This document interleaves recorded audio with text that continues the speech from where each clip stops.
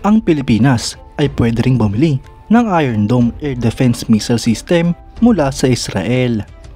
Ang Iron Dome mga idol ay isa sa pinakamalakas na air defense missile system sa buong mundo. Yan ang pag-uusapan natin, pero bago yan, kung bago ka lang sa aking channel ay huwag mong kalimutang mag-like, subscribe at i-hit mo na rin ang notification bell button para lagi kang updated sa mga bagong videos natin.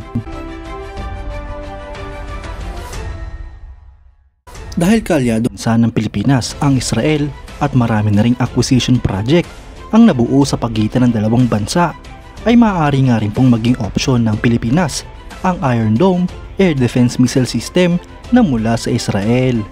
Ang missile system na ito mga idol ay kinukonsidera bilang isa sa pinakamalakas na air defense missile system sa buong mundo. Marami nga po ang nagsasabi mga idol na isa ito sa pinakamatinik at talagang maaasahan pagdating sa depensa ng kanilang bansa.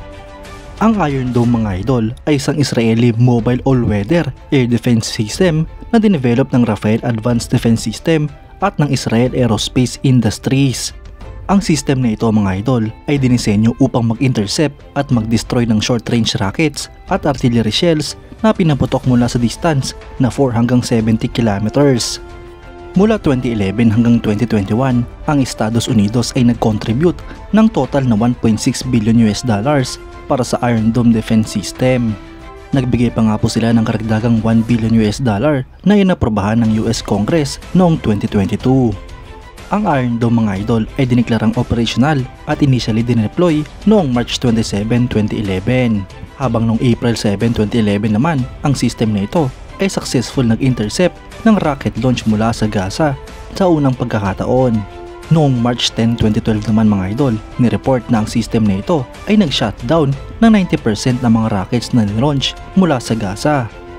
Ang unit cost nga po nito mga idol ay $50 million per battery.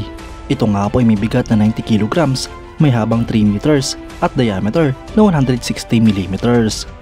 Ang missile nito mga idol ay may maximum speed na Mach 2.2. Habang ang launch platform naman ito ay 3 or 4 launchers na kaya magdala ng 20 interceptors.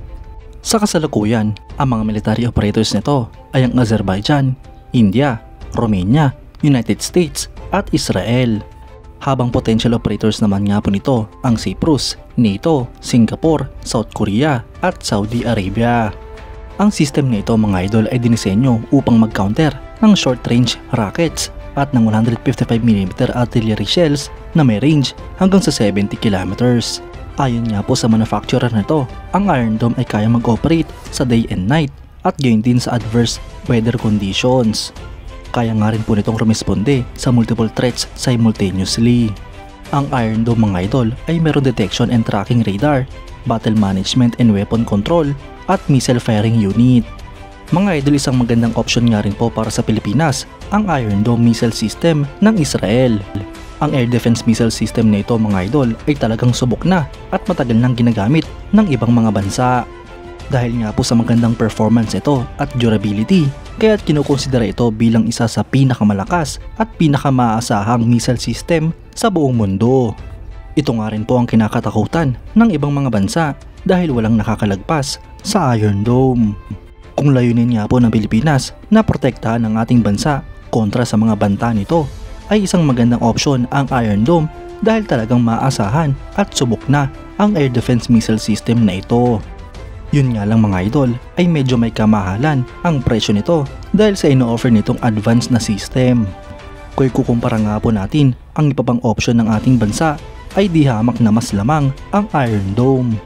Mas maganda nga po ang performance nito at siguradong maganda rin ang magiging feedback nito sa AFP. Kayo mga idol, anong masasabi nyo? Comment down below for your thoughts and opinions. At yan nga lang po ang pag-uusapan natin ngayon mga idol. Maraming salamat sa panonood. Huwag nyo rin kalimutang mag-like at subscribe bilang suporta sa ating channel. Mabuhay kayo mga idol!